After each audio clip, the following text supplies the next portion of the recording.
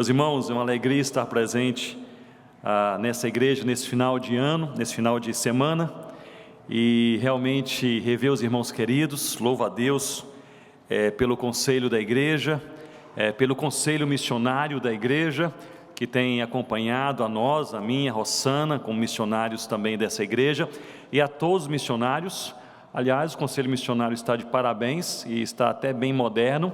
Nós temos até um grupo de WhatsApp, né? Então, nos comunicamos aí sempre e potencializamos aí as informações para a oração, e o Senhor tem realmente nos abençoado.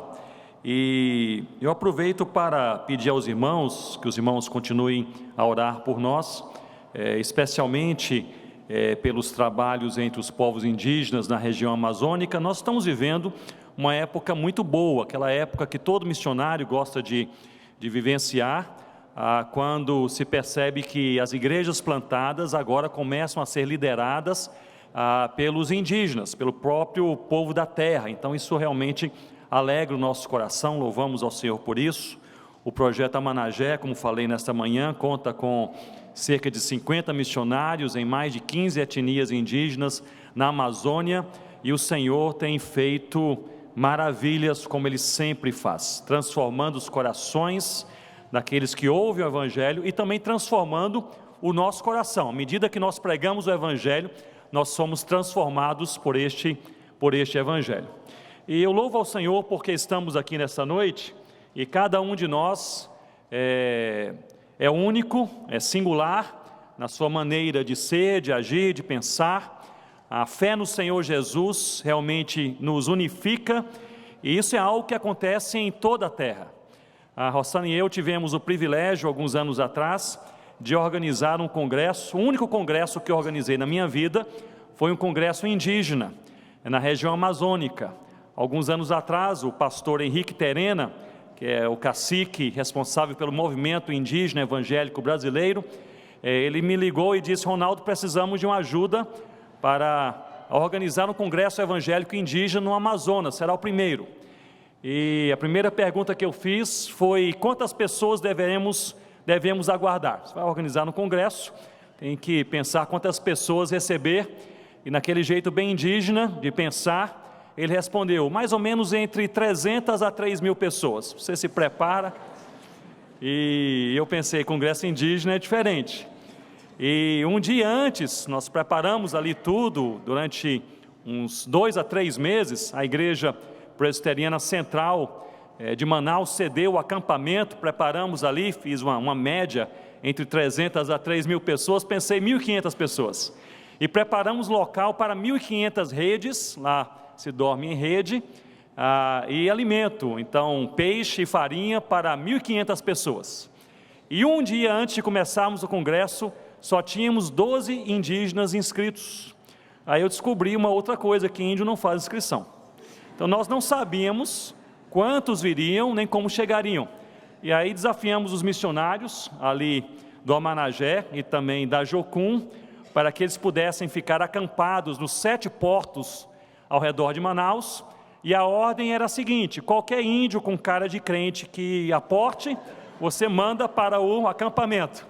E naquele dia à noite, no dia da abertura do congresso, nós éramos ali, havia mais de 1.400 índios de 49 tribos diferentes da região amazônica. E muitos não falavam a língua do outro. E ali aconteceu aquele congresso, mas no último dia, embaixo daquela grande tenda, houve a ceia do Senhor, e ali aquelas 1.400 pessoas, aqueles indígenas de línguas e tribos distintas, estavam ali ao redor da mesa do Senhor, cantando, cada um na sua própria língua, de mãos dadas, muitos abraçados, e aquilo encheu meu coração, porque essa é a mensagem: somos diferentes, mas o amor pelo Senhor e pela palavra do Senhor nos une. E aquilo realmente foi um marco na nossa vida como família, ao perceber de maneira bem clara que realmente estamos todos seguindo o Senhor Jesus, na dependência de Jesus, na expectativa de Jesus, falar o nosso coração, despertar a nossa vida e nos usar para a sua glória e o seu louvor. Abramos as nossas Bíblias nesta noite em 2 Timóteo, capítulo 4, leremos do versículo 1 ao versículo 5. 2 Timóteo, capítulo 4, versículo 1 ao versículo 5. Temos caminhado na leitura e estudo desta carta desde ontem à noite. Percebemos no capítulo 1 que Paulo, ele inicia esta carta apesar de aprisionado, solitário, esquecido e aguardando a morte. Paulo escreve esta carta e começa a falar sobre a sua transbordante alegria. Isso é fantástico, porque essa transbordante alegria no coração de Paulo é pela fé que ele identifica no coração de Timóteo, o seu discípulo, seu filho na fé, uma fé no coração de Timóteo que ele categoriza como uma fé sem fingimento, sem hipocrisia, sem máscara, sem ser maquiada, uma fé genuína. Isso alegra o coração de Paulo. No capítulo 2, que nós não lemos, mas Paulo, ele instiga a Timóteo a ele se apresentar a Deus como obreiro aprovado, que não tem do que se envergonhar e que maneja bem a palavra da verdade. E a expressão aprovado, do grego dokimon, de dokimos, significa na medida certa.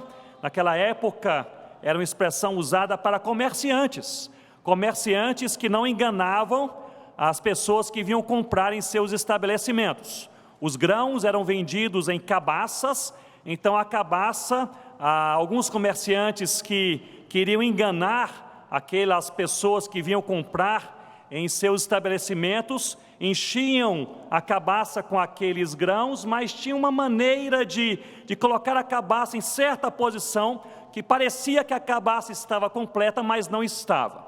Mas havia alguns poucos que eles enchiam a cabaça até transbordar, e depois com a régua eles nivelavam a cabaça, e uma cabaça de grãos era realmente uma cabaça de grãos. Então esses eram chamados de dokimos, e na verdade significa medida perfeita, medida certa. Ou seja, Paulo desafia Timóteo a ser esse dokimos, a ser esse obreiro aprovado, que ele existe e trabalha e tudo faz, não pela expectativa que ele tem do seu próprio trabalho, não pela expectativa que outros têm do seu trabalho, mas pela expectativa de Deus. Isso quer dizer que ele não faz além do que Deus espera que ele faça, e nem aquém do que Deus espera que ele faça. No capítulo 3, que nós lemos, portanto, nesta manhã, nós vimos que estamos vivendo dias furiosos, dias difíceis.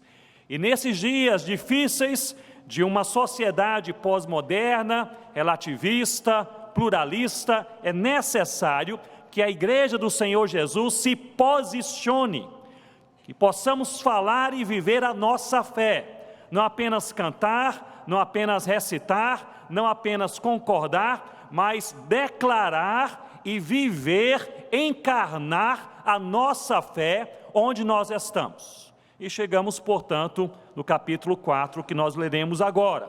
Eu quero relembrá-los que Paulo estava aqui aprisionado em Roma, solitário, estava ali já envelhecido, à espera da sua morte. Escreve ao seu filho na fé, Timóteo, que ele encontrou em Listra, ali pregou a palavra. Timóteo foi convertido pelo evangelho do Senhor Jesus, bem como a sua mãe e a sua avó. Na segunda viagem de Paulo a Listra, ele encontra agora um jovem amadurecido que ele convida para fazer parte da sua equipe missionária. Aliás, Paulo não trabalhou sozinho. Em suas cartas, ele lista 37 cooperadores, 37 participantes da sua equipe missionária em algum momento. E Timóteo era um deles. E parece que Paulo tinha essa relação com Timóteo. Não apenas Timóteo era seu discípulo, mas era também seu filho na fé, e em certa medida Paulo tinha expectativa que Timóteo pudesse substituí-lo também em seu ministério. Paulo escreve essa carta a Timóteo em seus últimos dias de vida, mas o centro dessa carta não é Paulo. Ele não usa essa oportunidade para falar dele, para fazer uma biografia. o centro dessa carta também não é Timóteo. Ele não vai agora falar e traçar ali ou detalhar a vida, o perfil de Timóteo. O centro dessa carta é o Evangelho do Senhor Jesus. E nós já falamos que John Stott, quando ele comenta essa carta, ele defende que em cada capítulo existe uma exortação principal. No capítulo 1, guarda o Evangelho. No capítulo 2, sofre pelo Evangelho. No capítulo 3, permanece no Evangelho. E no capítulo 4, prega o Evangelho. Fiquemos de pé uma vez mais e leiamos a palavra do Senhor, 2 Timóteo, capítulo 4, versículo 1. Conjuro-te perante Deus e Cristo Jesus, que há de julgar vivos e mortos, pela sua manifestação e pelo seu reino, versículo 2, todos juntos, prega a palavra, insta, quer seja oportuno, quer não, corrige, repreende, exorta, com toda a longanimidade e doutrina. Pois haverá tempo em que não suportarão a sã doutrina, pelo contrário, cercar-se-ão de mestres, segundo as suas próprias cobiças, como que sentindo coceira nos ouvidos, e se recusarão a dar ouvidos à verdade, entregando-se às fábulas. Versículo 5 juntos.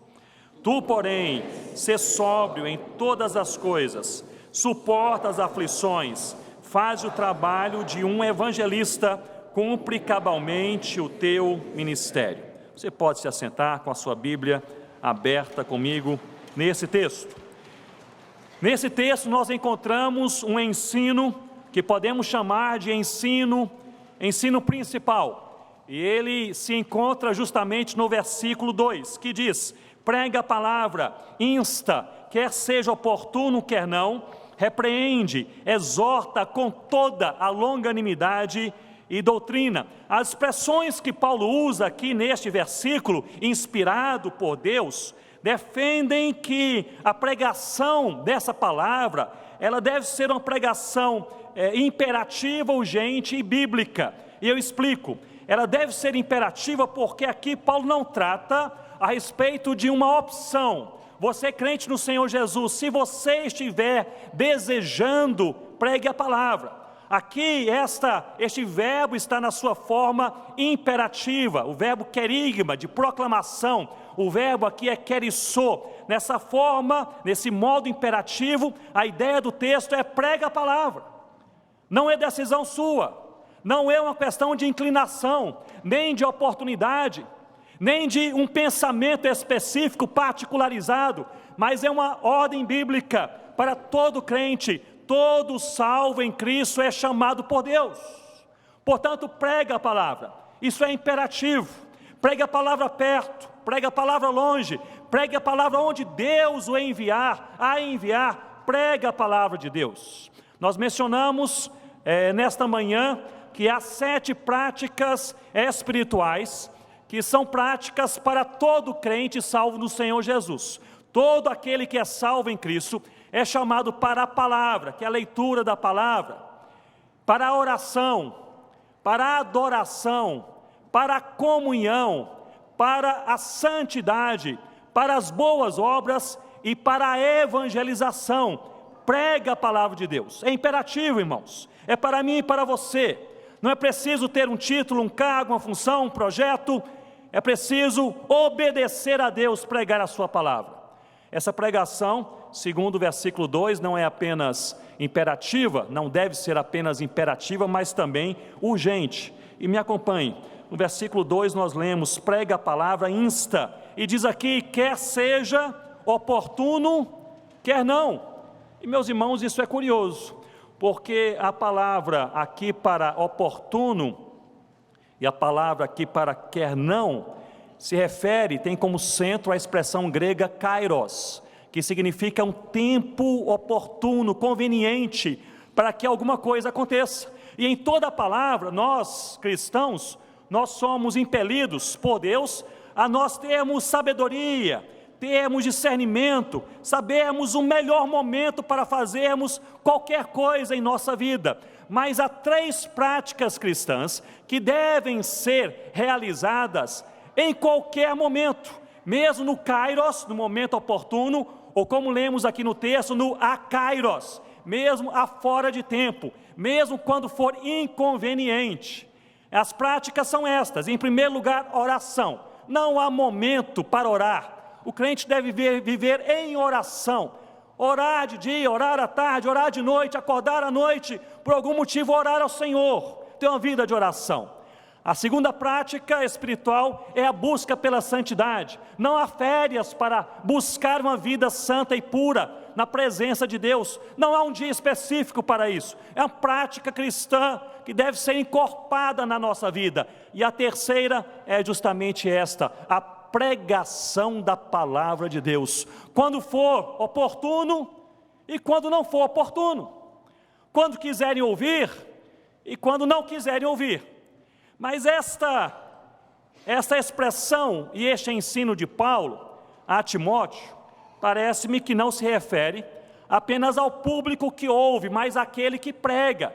Ou seja, pregue a palavra quando for inconveniente também para você que prega. Muitas vezes nós queremos pregar a palavra quando nós temos o desejo, quando estamos motivados, mas pregue a palavra. Se você tem alegria e prazer em pregar a palavra de Deus, louvado seja o nome de Jesus. Mas se um dia lhe faltarem alegria ou prazer, pregue a palavra por obediência ao Senhor Jesus. Nós somos convocados como igreja, não a passar por essa terra ou a correr atrás do vento, mas a pregar a palavra de Deus. Pregação imperativa, uma pregação bíblica, mas também, aliás, imperativa, uma pregação urgente, mas também uma pregação bíblica, porque Paulo diz no início do versículo 2, prega a palavra, e é isso que precisamos pregar, é o evangelho do Senhor Jesus. Não é pregar apenas o nosso modo de viver, não é pregar uma logomarca, não é pregar uma igreja, não é pregar a figura de um pastor, de um missionário, de um teólogo, não é pregar um outro livro, é pregar a palavra de Deus, porque é este evangelho, é essa narrativa do evangelho, que pelo poder de Deus tem a capacidade para entrar em qualquer mente, descer em qualquer coração e transformar qualquer vida, em qualquer cultura e em qualquer geração também. O evangelho é o poder de Deus. Pregue a palavra de forma imperativa, urgente e bíblica. E o apóstolo Paulo nesse versículo nos diz como pregar a palavra. Ele diz: corrige, repreende, exorta. E parece-me que esses são movimentos que devem estar presentes sempre na pregação da palavra de Deus. Corrigir significa apontar o erro, mesmo se levar ao constrangimento. Repreender significa mostrar o preço do pecado. Este é o resultado de uma vida distante de Deus. E exortar significa chamar para o lado, abraçar, confortar, consolar. Parece-me que na pregação do evangelho, esses três movimentos devem sempre estar presentes, de confronto, de alerta e também de consolo. Pregue a palavra. Essa ordem foi dada pelo Senhor Jesus há 2000 anos atrás aos seus discípulos, como lemos em Mateus capítulo 28. Jesus ressurreto apareceu aos discípulos em um monte na Galileia e explicou aos discípulos que ele, Jesus, tem toda a autoridade nos céus e na terra, e que na sua autoridade enviaria os seus discípulos, a sua igreja, que somos nós, para pregar esta palavra, para pregar esta verdade, para contar esta história, não apenas perto em Jerusalém, mas até os confins da terra. Portanto, meus irmãos, é injustificável que depois de 2000 anos de história cristã, haja ainda mais de 4.000 povos na terra que não conheçam nada do evangelho do Senhor Jesus em nossos dias.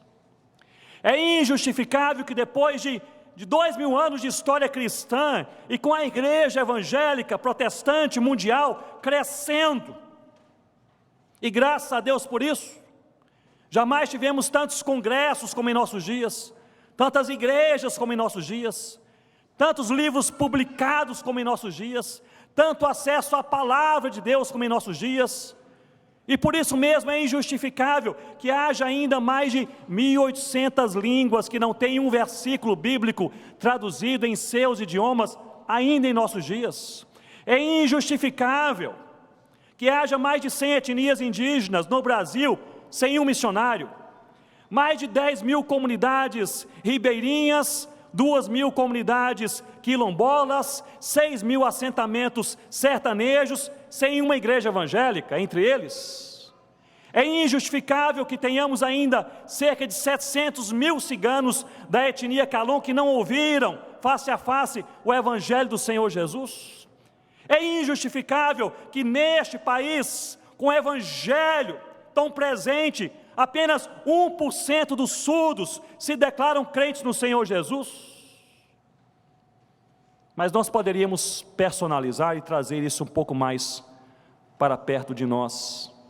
É injustificável que você more no mesmo condomínio há 5 anos e não tenha pregado o evangelho uma só vez ao seu vizinho.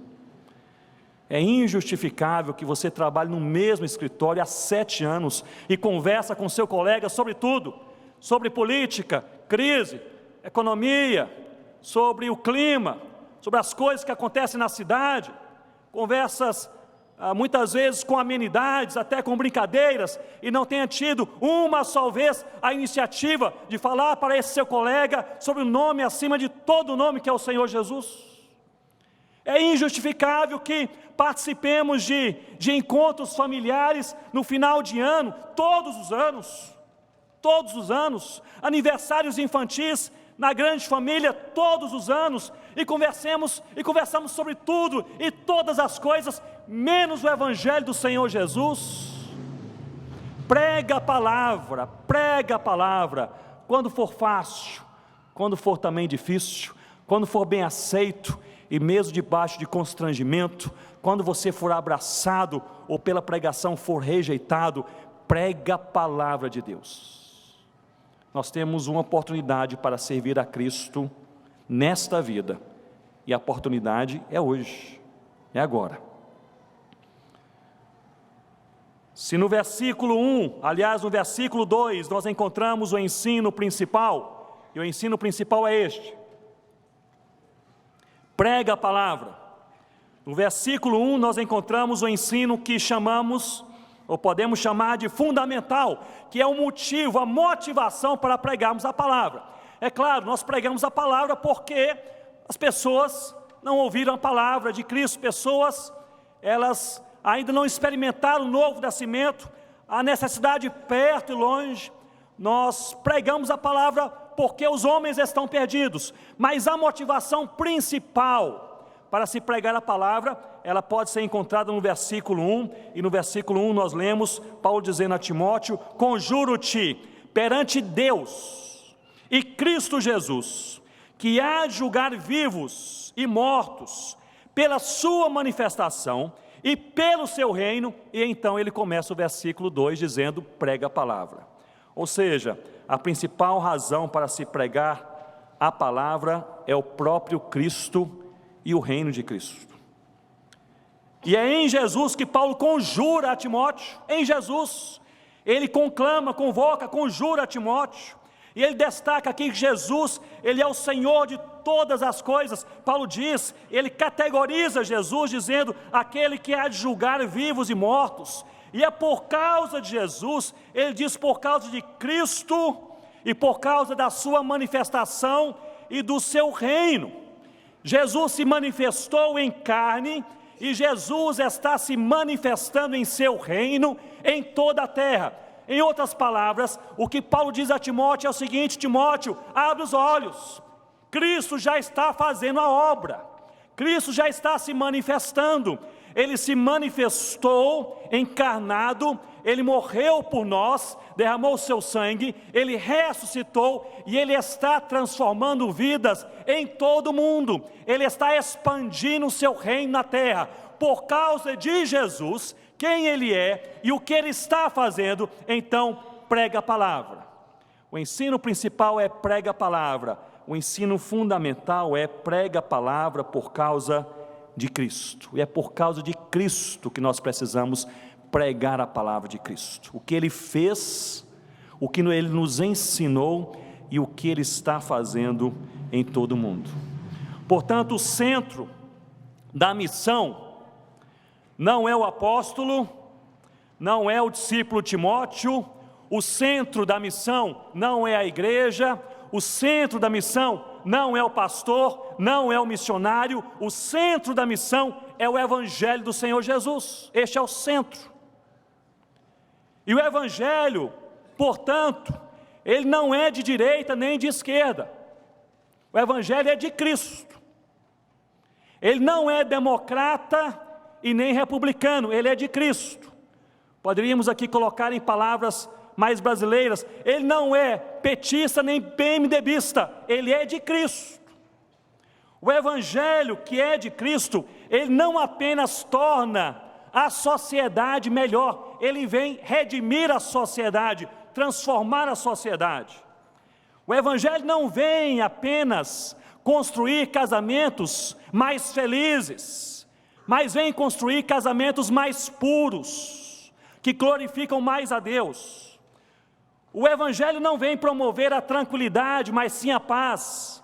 Não vem promover apenas a tolerância, mas sim o amor. O Evangelho do Senhor Jesus, manifestado no Senhor Jesus, não vem tornar o homem glorioso, mas vem transformar o homem para que ele possa dar glória a Deus. Este é o Evangelho.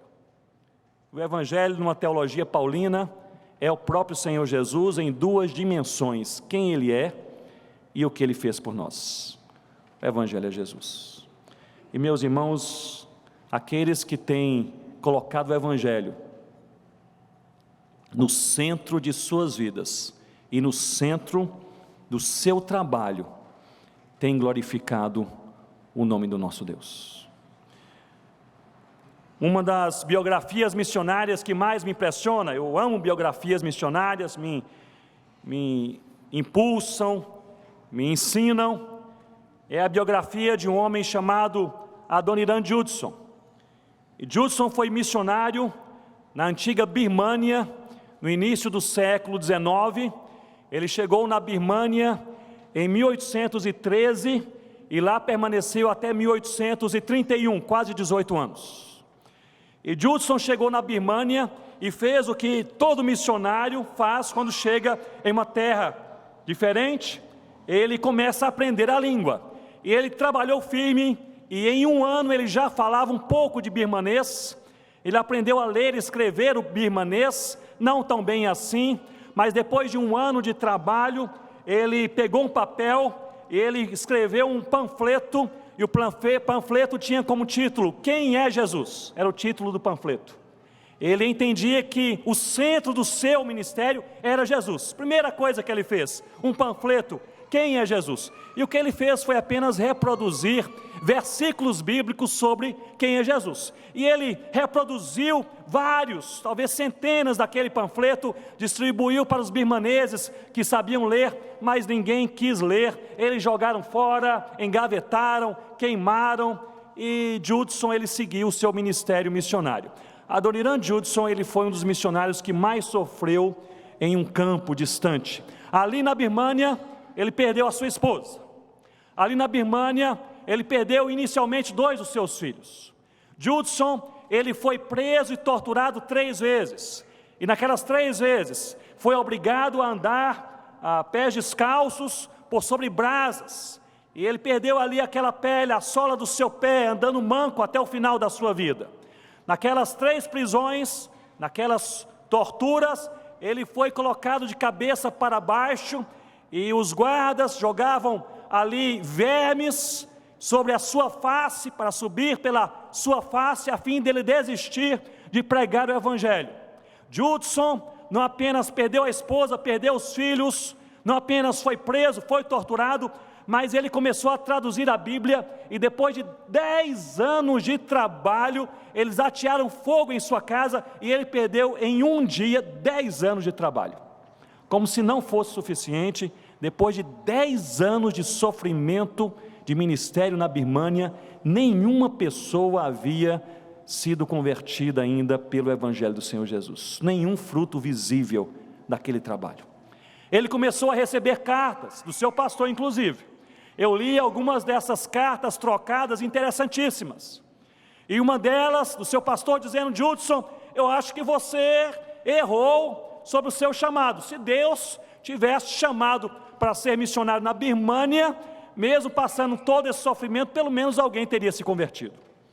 E Judson responde ao seu pastor dizendo: Deus me chamou, aqui me colocou, darei um passo somente quando Ele me guiar. E perseverou. Depois de 12 anos de trabalho, ali uns 13 birmaneses haviam se convertido ao Senhor Jesus, e ali, aquele mesmo pastor escreve uma carta a Judson dizendo: agora sim nós entendemos o plano de Deus para você passar tanto aperto na Birmânia. Já temos aí uns 13 convertidos a Cristo. E a carta de Judson, que ele responde ao seu pastor, é desanimadora. Ele diz: não se anime, porque eu mesmo desconfio se esse pessoal é crente de verdade. Então a situação era terrível. Meus irmãos, no 13º ano de ministério, Judson ele é procurado por um crente birmanês que ele não conhecia, do centro da Birmânia. E ali, portanto, ele vai, segue aquele crente, aquele cristão, e ele encontra mais outros 30 cristãos, e ele fica impressionado. Quem lhes pregou o Evangelho? Qual foi o missionário? E eles falam: nós nunca tivemos aqui um missionário entre nós, mas o nosso tio achou na gaveta da sua casa um panfleto escrito em birmanês com o título Quem é Jesus? Aliás, muito mal escrito, mas deu para ler, e ali nós lemos quem é Jesus, e Deus transformou o nosso coração. Mas nós só sabemos isso aqui de Jesus. Você sabe mais sobre Cristo que pode nos ensinar? Judson passa ali 4 anos discipulando aquele povo que se multiplica pela graça de Deus. Judson deixa a Birmânia com 63 igrejas plantadas e mais de 200 líderes nativos bem treinados na palavra de Deus. Louvado seja Deus por isso. A Birmânia hoje é o mesmo país com um nome diferente, que é Mianmar. E Mianmar é um país hoje onde é difícil falar de Jesus. Há diversas restrições, limitações para se falar de Jesus em Mianmar. E até poucos anos atrás havia um mistério sobre Mianmar. Como em um dos países mais fechados para a evangelização, há mais de 2 milhões de cristãos. Como isso é possível? Poucos anos atrás, alguns pesquisadores missionários foram a Mianmar para tentar desvendar esse mistério, e começaram ali a entrevistar os cristãos, e a pergunta era sempre a mesma: quem lhe falou de Jesus? E a resposta também era sempre a mesma: os nossos pais. Mas quem falou aos seus pais? Os nossos avós. Mas quem falou aos avós? Os nossos bisavós, remontando até o início do século XIX, em que um homem chamado Adoniram Judson, ele debaixo de perseguição e de provação, ele foi obediente a Deus.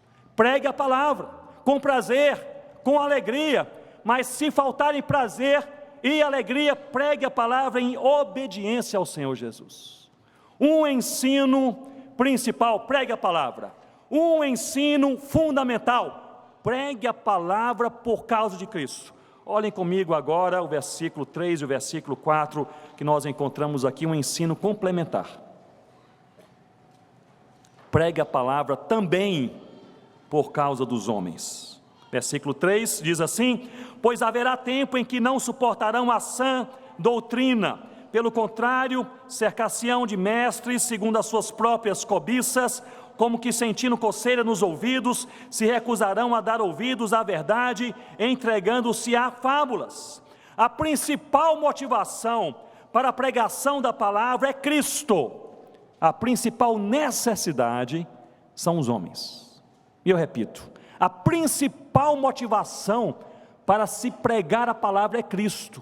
A principal necessidade são os homens. John Piper nos diz que o Evangelho, ele veio para que Deus dê paz aos homens, e que esses homens possam dar glória a Deus. E esses versos 3 e 4 resumem 2 grandes questões. Primeiro, a chamada sã doutrina, que é a verdade de Deus, a qual Paulo aqui se refere, não é algo fácil. Ele diz aqui que alguns não a suportarão, e essa verdade de Deus será, por ser tão dura, não é fácil, é tão confrontadora, tão transformadora, que alguns irão tentar substituí-la pelas ideias humanas, pelos mitos, pelas fábulas, no mundo e às vezes na própria igreja. Em segundo lugar, ele diz que o motivo de se rejeitar a verdade de Deus e construir as suas próprias ideias, fábulas e mitos, o motivo de se rejeitar a Deus é o pecado, que ele chama aqui de cobiça. E isso para nós, meus irmãos, é algo importantíssimo. O que faz alguém rejeitar o Evangelho não é a intelectualidade. O que faz alguém rejeitar o Evangelho não é a ciência. O que faz alguém rejeitar o Evangelho não é a razão e nem mesmo é a ideologia. O que faz alguém rejeitar o Evangelho é o pecado. Por isso nós precisamos pregar o Evangelho. Mas por outro lado, por mais convincentes que possamos ser na pregação do Evangelho, nenhuma apologia humana, nenhuma construção humana comunicacional consegue de fato converter o coração, mas o Evangelho, por ser o poder de Deus, consegue fazer isso e faz isso todos os dias para a glória do próprio Deus. É John Knox que dizia que poder, no Novo Testamento, a expressão dinamis, poder, ele dizia que é a manifestação do Deus sempre presente. E é a melhor definição que eu conheço de poder. Deus sempre está presente, mas vez por outra Deus se manifesta de uma maneira diferente. É o poder explosivo, transformador de Deus. Nós não sabemos, olhe bem para mim nesse momento, nós não sabemos quando Deus há de se manifestar de maneira a transformar no coração. Você não sabe, eu não sei. Por isso a nossa função é pregar o Evangelho. Pregar o Evangelho. Por causa de Cristo, também por causa dos homens. Pregar o Evangelho. Nós não sabemos quando algo especial, transformador há de acontecer. Me lembro que no Seminário Presbiteriano do Norte, em Recife, onde tive o privilégio de ser aluno do Reverendo Augustus, em diversas disciplinas. A primeira disciplina foi metodologia científica. Eu pensei que era uma disciplina fácil, ele começou dando logo uns 7, 8 livros para a gente ler, e aí ele falou, aí que só para vocês começarem, porque vocês vão ler de verdade na disciplina sobre o Novo Testamento. Aí ficamos assustados, mas eram dias muito bons, de muito aprendizado, e ali cada seminarista, ele precisava colaborar em uma congregação para ir aprendendo também a trabalhar em uma igreja local. E eu tive a oportunidade de trabalhar numa congregação que um casal, Magno e Fátima, eles estavam plantando essa igrejinha em um bairro muito difícil no Recife. O próprio nome já indica, o bairro chamava-se Brasília Teimosa. Então o nome já indica que era um bairro difícil. Naquela época, hoje muito diferente, mas naquela época um bairro até perigoso, com muitos prostíbulos, com problemas e tráfico de drogas e assim por diante. E Magno e Fátima, transformados por Deus, eles deixaram uma vida confortável em um bairro nobre do Recife chamado Boa Viagem, compraram uma casinha, se mudaram para lá para pregar o Evangelho em Brasília Teimosa. Plantaram igreja e moram na mesma casinha até hoje. Aprendi muito com aquele casal. E quando eu fui naquela congregação pela primeira vez, ali naquela primeira rua, eu desci do ônibus, a congregação ficava no final da rua. E ali todo seminarista ele é animado, não é isso? E eu pensei assim, eu vou evangelizar essa rua inteira até chegar à congregação. Aquele ânimo, e na primeira mercearia, aquela pequena venda aberta, eu olhei, estava ali somente o dono daquele estabelecimento. Ele estava ali arrumando algumas latinhas na prateleira. Eu entrei animado e eu falei, eu gostaria de lhe falar do Senhor Jesus. E aquele senhor virou-se para mim e disse, eu não gosto de Jesus, não gosto de crente e não gosto da Bíblia, e eu estou ocupado. E eu quase chorei, não sabia o que fazer. Eu tinha 18 anos, não sabia se eu continuava, se eu voltava, e ali fiquei sem saber o que fazer. eu acho que ele ficou ali com pena de mim. Depois ele virou-se novamente e disse: olha, meu jovem, eu estou assim, tendo um dia muito difícil, me perdoe, eu fui muito assim, mal educado com você, mas você, o que você é? Eu disse: eu sou crente no Senhor Jesus, sou seminarista. Ele disse: muito bem, então tá bom, você pode pregar o evangelho para mim, mas é o seguinte, você tem 5 minutos. E olhou assim para o relógio, e meus irmãos, eu não sabia o que falar. Eu comecei a falar, gaguejei, e comecei a contar uma história, e citar um texto bíblico, e coloquei outro. Ele disse: meu jovem, qual é o seu nome? Eu disse: Ronaldo. Ele falou: rapaz, você está muito despreparado. Você faz o seguinte, você faz o quê? Eu faço teologia, mas é calouro, eu sou calouro. Então você vai para o seminário, estude um pouco mais, e quando você souber como falar do evangelho, você volte, e você pode me evangelizar. Mas ele disse uma coisa: sempre que você quiser, você pode voltar e me falar de Jesus. Ele não sabia que por ali eu passaria toda semana durante 4 anos. Aí eu preparei naquela semana, eu preparei e escrevi os textos, e me organizei bem, falava ali, treinei no quarto seminário ali sozinho, e calculei 5 minutos, porque ele disse 5 minutos, aí voltei na outra semana e falei: olha, se lembra de mim? Sim, Ronaldo, aquele rapaz meio enrolado no falar, sou eu mesmo, mas agora estou pronto, e vou lhe falar sobre o evangelho em 5 minutos. Ele disse assim: não, eu estou mais tranquilo hoje, você pode falar uns 20 minutos. Eu falei: só preparei 5. Eu falei do evangelho resumidamente para aquele homem naquele dia.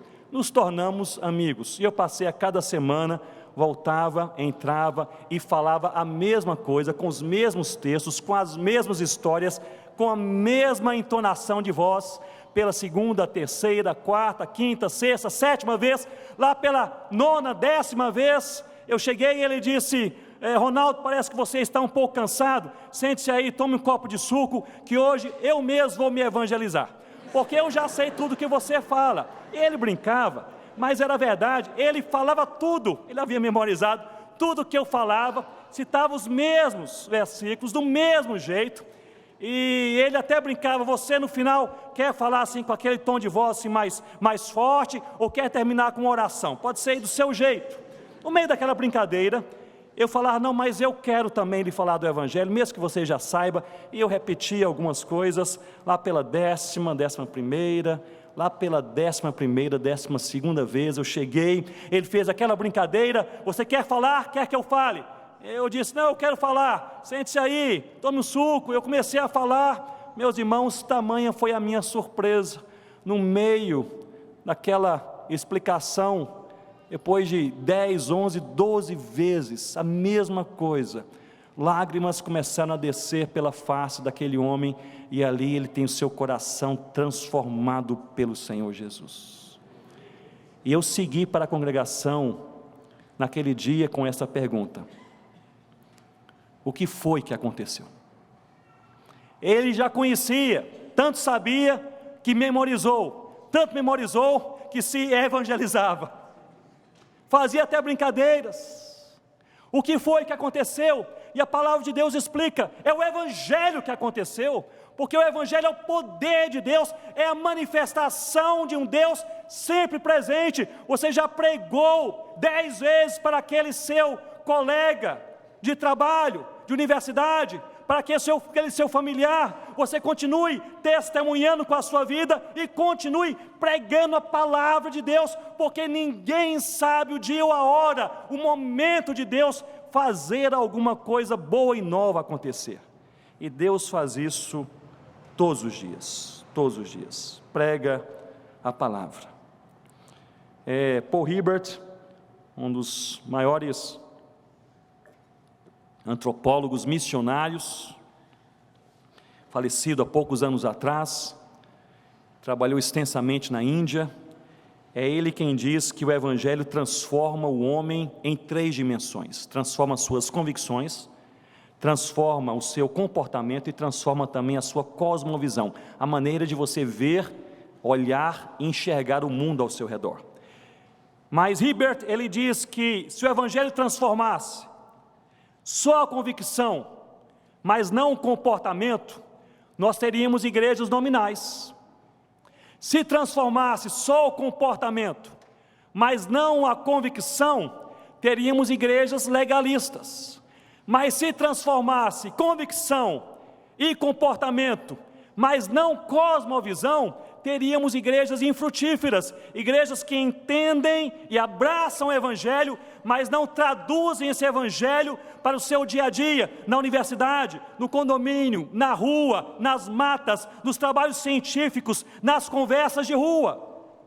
Precisamos, meus irmãos, entender que este Evangelho, que transforma convicção, comportamento, transforma também cosmovisão, a maneira como vemos o mundo ao nosso redor. E a maneira bíblica de ver esse mundo é ver a igreja no mundo como sal da terra e luz deste mundo. O ensino principal, versículo 2, prega a palavra.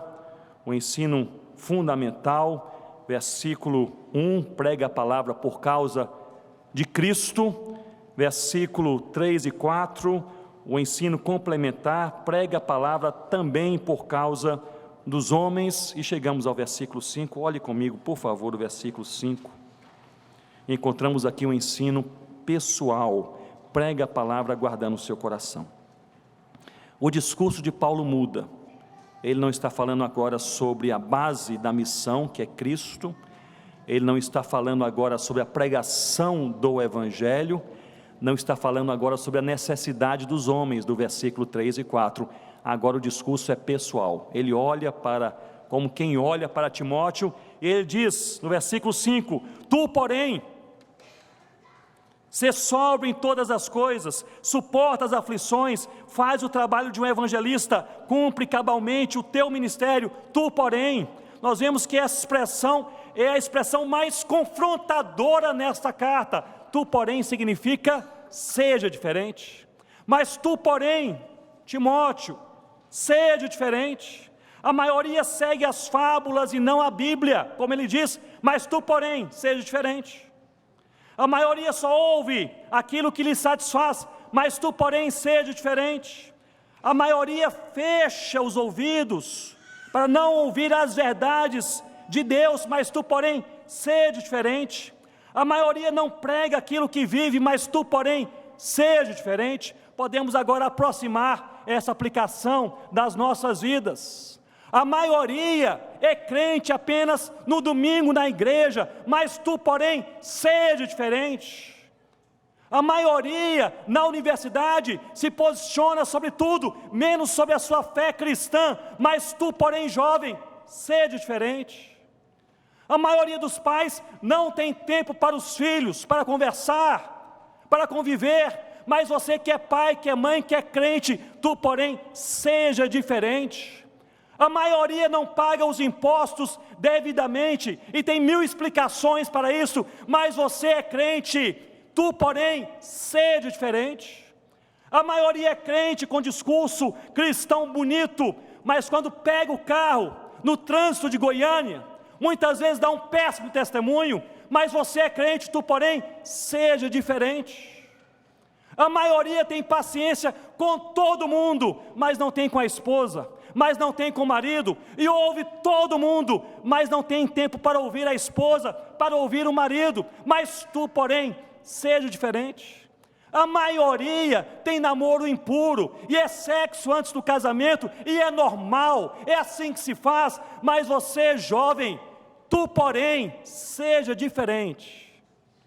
A maioria gosta muito desse assunto de missões, de pregação do Evangelho, mas mora no mesmo condomínio há 10 anos e nunca falou a alguém do Senhor Jesus. Tu, porém, seja diferente. Nós não estamos nessa vida para correr atrás do vento, nós estamos nessa vida salvos pelo Senhor Jesus, para glorificar o seu nome. Uma das maneiras de glorificar o nome do Eterno é falando com a vida e com as palavras que Jesus é o Senhor. E Paulo ensinando a Timóteo, tu porém, ele diz como ser diferente, e ele dá 4 conselhos que eu citarei rapidamente. O primeiro conselho, para ser diferente, ser sóbrio. Segundo conselho, suporta as aflições. Terceiro, faça o trabalho de um evangelista. Quarto, cumpra cabalmente o teu ministério. Primeiro conselho, ser sóbrio, significa tenha bom senso, equilíbrio, não seja extremado, não seja radical em todas as coisas. Meus irmãos, nós estamos vivendo, eu falo com muita liberdade, porque não conheço o dia a dia da igreja aqui em Goiânia, mas nós estamos vivendo dias em que as pessoas radicalizam com tudo. As pessoas querem ser agradadas em tudo. Se o pastor pregar mais do que 40 minutos, domingo que vem eu não vou à igreja. Se o coral não cantar aquele hino que eu gosto, já falei com o regente, é aquele hino que eu gosto, e daquele jeito que eu gosto, eu não vou mais à igreja. E se não fizer a reforma da igreja do jeito que eu aprovo, eu não dizimo na igreja. Nós vivemos dias de crentes criadores de confusão, radicais, como falamos em Minas Gerais, cri-cri, pessoas que encontram uma razão para disputar sobre tudo. Eu entendo que na palavra de Deus nós devemos ser radicais quanto ao pecado e tolerantes com os irmãos, mas eu creio que muitas vezes nós invertemos este ensino e nós somos radicais com os irmãos e tolerantes com o pecado. A maioria faz outras coisas, mas tu, porém, seja diferente, seja sóbrio, tenha equilíbrio, escolha as suas lutas, seja radical apenas na palavra de Deus, suporta as aflições, ou seja, não ceda, não fique pelo caminho. Eu deixo aqui, meus irmãos, um apelo nessa noite, para você que está trabalhando para o Senhor Jesus, em algum lugar, de alguma forma, numa igreja local ou fora dela, um projeto que Deus colocou em seu coração, um ministério, uma oportunidade, na sua vizinhança, num campo missionário, em Goiânia ou fora daqui. Se você está desanimado, fragilizado e pensou em desistir, eu quero deixar essa palavra de Deus para o seu coração. Você suporta as aflições, não ceda, não pare ao longo do caminho, persevere, porque uma certeza nós temos: não é fácil ser cristão, não é fácil servir a Deus, mas nós jamais estaremos sozinhos. O Senhor Jesus está conosco todos os dias, está conosco hoje, no amanhã que eu desconheço, Ele estará comigo e com você também amanhã, porque Ele está conosco todos os dias até a consumação dos séculos. Louvado seja o nome do Senhor Jesus. E é por isso que nós não precisamos ter ansiedade, porque Jesus está conosco. Esta é a razão. Jesus que está conosco não é qualquer pessoa, é o Senhor do universo que está conosco. Não é qualquer um, é o Cordeiro de Deus que derramou o seu sangue para a salvação de todo aquele que crê que está conosco. Não é qualquer pessoa, é o nosso Salvador pessoal que está conosco. Não é apenas um ser da história, é o Criador, detentor de todo poder e majestade, este Rei todo-poderoso que está conosco. Ele está conosco todos os dias, por isso que nós não precisamos ter ansiedade. Nós podemos ir para a nossa casa, deitar na nossa cama, conversar com a nossa alma, ensinando a nossa alma as verdades de Deus, que nós precisamos pregar para nós, irmãos, não somente para outros, dizendo: descansa, ó minha alma, porque Deus cuida de mim, e dormimos em paz, porque Ele está conosco. Não desista.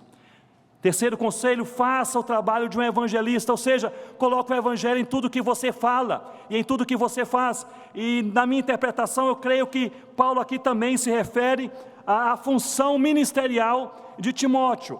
Ele diz em Efésios 4:11 que Deus, o Senhor Jesus, chamou alguns para serem apóstolos, profetas, evangelistas e pastores mestres. Parece-me que Paulo, ele sendo apóstolo, se apresenta como apóstolo, diz a Timóteo: faça o trabalho de um evangelista. Parece que ele reconhece em Timóteo esse chamado ministerial para ele ser um evangelista. Em outras palavras, Paulo estaria dizendo a Timóteo: faça o seu trabalho, não queira fazer o trabalho de outro, não queira ter o dom que outro tem, não queira estar onde o outro está. O seu trabalho é o seu trabalho, o seu chamado é o seu chamado, a sua oportunidade é a sua oportunidade. Onde você passa, só você passa. Aquilo que Deus deu a você, deu a você.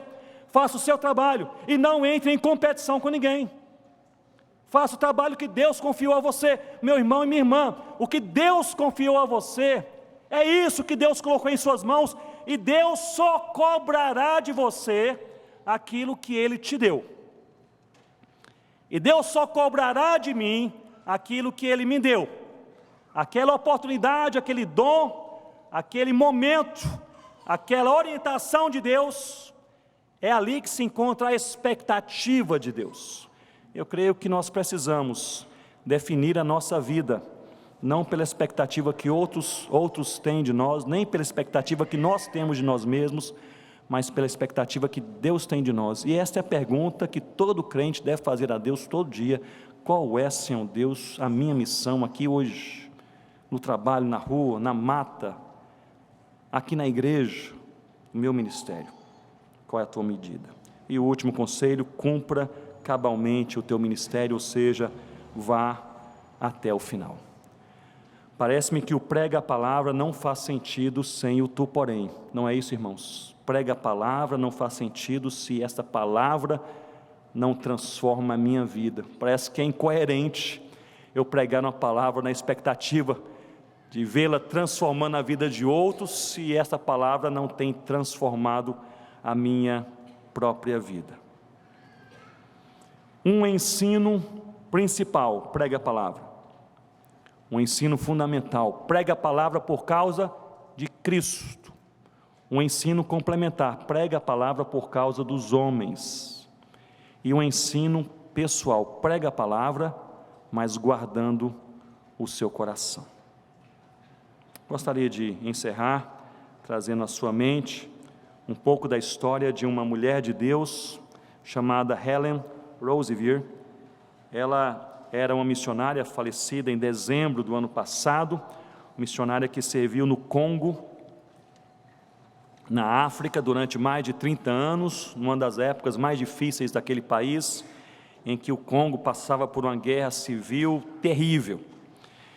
E a doutora Helen Roseveare era uma mulher muitíssimo bem preparada, missionária, ligada à agência WEC International, a mesma agência que nós somos ligados. Rossana e eu somos ligados à APMT, Agência Presbiteriana de Missões Transculturais, e também à WEC International, e ela era missionária da WEC no Congo.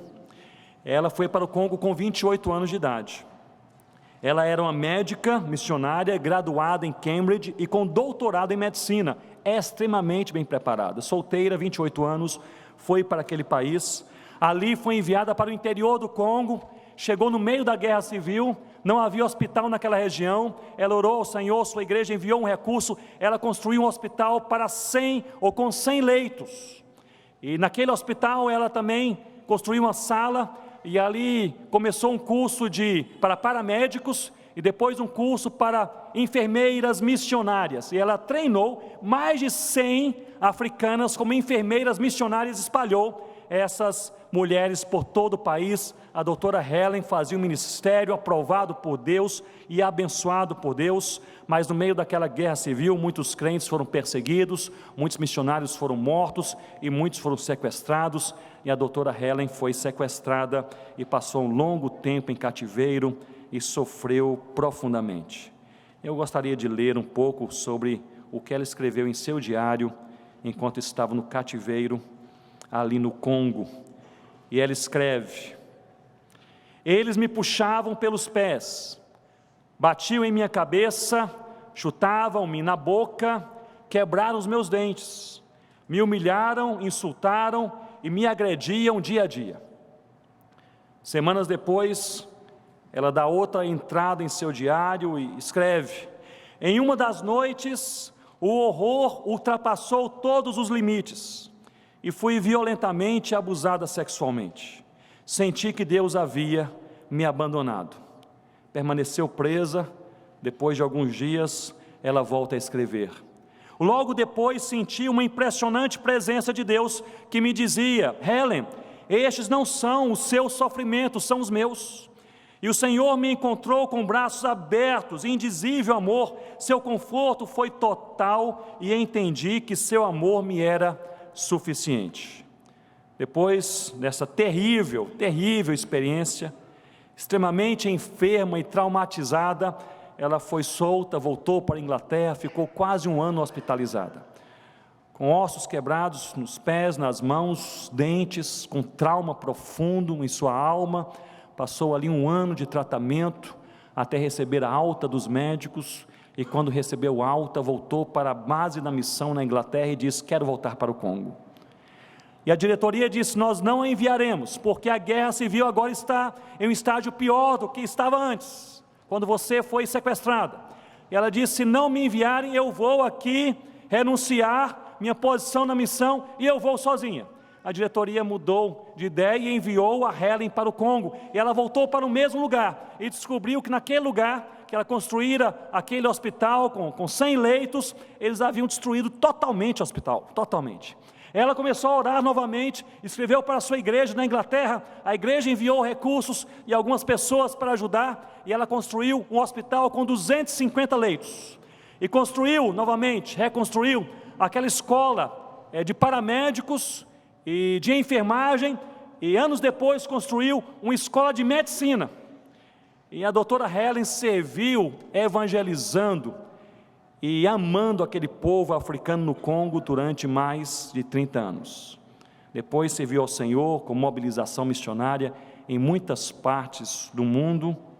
Faleceu em dezembro do ano passado, mas ela escreveu algo antes de falecer. Eu gostaria de ler um parágrafo para os irmãos, o que ela escreveu. Ela disse: o problema é quando nós não queremos só Jesus. Queremos Jesus e alguma coisa mais. Queremos Jesus e a popularidade. Queremos Jesus e o sucesso. Queremos Jesus, mas queremos também os aplausos. Queremos Jesus e o reconhecimento.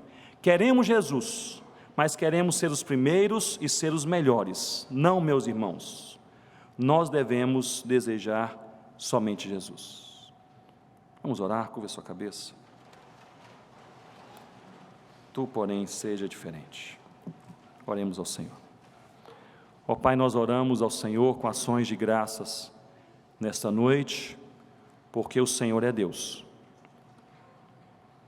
no qual podemos confiar, e no Senhor nós confiamos, e do Senhor nós dependemos, e ao Senhor nós pedimos que o Senhor nos fortaleça para sermos fiéis ao Senhor, ao Teu nome, e aquilo que o Senhor tem colocado como privilégio nas mãos da igreja, falar do nome do Senhor Jesus, e viver o Evangelho do Senhor Jesus, perto e longe.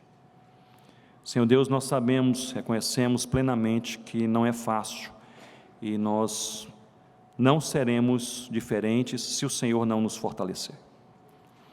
Então nós pedimos ao Senhor, nos fortaleça, ó Deus, para vivermos mais este Evangelho e pregarmos mais deste Evangelho, perto e longe, para não nos calarmos na universidade, na escola, no escritório, na fazenda, nas ruas, no condomínio, no vizinho da nossa casa, não nos calarmos perante aquele desconhecido com o qual nos encontraremos nessa semana, que possamos na primeira oportunidade falar daquilo que é o mais importante de todo o universo, Senhor Jesus Cristo.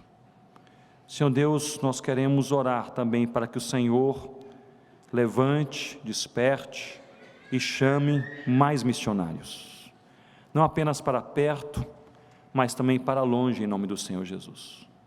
Nós oramos, Senhor Deus, de forma específica, pelos 4.000 povos, 1.800 línguas, sem a Tua palavra.